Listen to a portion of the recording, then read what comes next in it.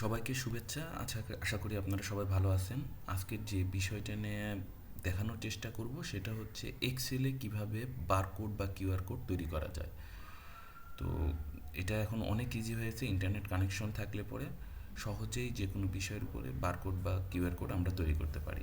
আমার এখানে একটা এক্সেল ফাইল আছে, আমি সেটার উপরে চেষ্টা করব কিভাবে বারকোড বা কিউআর কোড তৈরি করা যায় সে বিষয়টা আলোচনা করতে।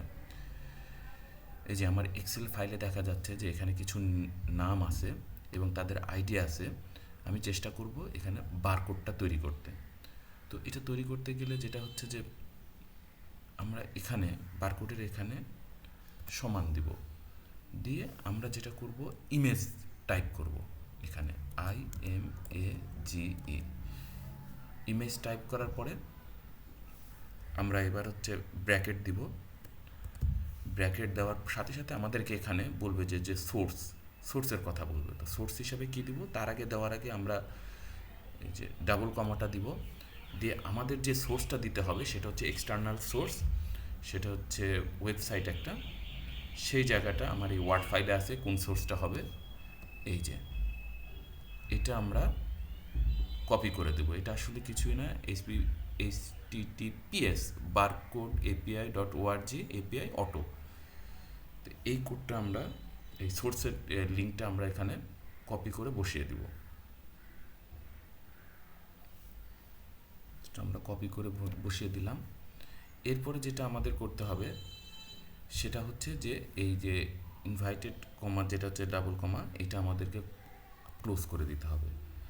এটা দেওয়ার পরে আমাদের যেটা করতে হবে এরপরে অ্যান্ড এটা টাইপ করতে হবে।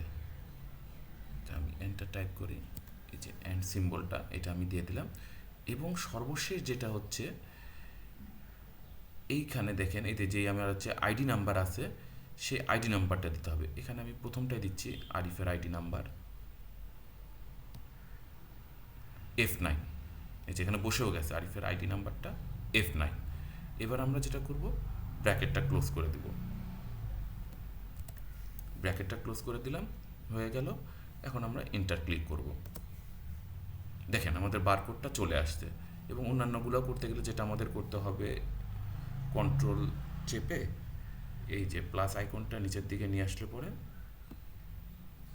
আমাদের বারকোড তৈরি হয়ে গেল। একটু যদি আমরা বড় করে দেখি, ধরেন বড় করে একটু দেখাচ্ছি, এই যে আমাদের বারকোড সুন্দরভাবে তৈরি হয়ে গেছে। তো এইখানে একটা জিনিস দেখেন, এই ডিজাইন বারকোডে যদি আপনার পছন্দ না হয়, আপনি অন্য কোনো কিছু ডিজাইন করতে চাচ্ছেন, তাহলে সেটাও করা যাবে। যেমন আমার এখানে দেখুন এটা অটো দেওয়া আছে, অটো লেখা, হ্যাঁ, সেই জন্য যেটা সবচেয়ে সুইটেবল সেটা এখানে সিলেক্ট করে দিয়েছে এই ডাটাতে। তো আমি যদি অটো না দিয়ে এখানে স্পেসিফিক কোনো কিছু দিয়ে দিই, ধরেন অটোর বদলে আমি কিউআর কোড দেখলাম, QRCODE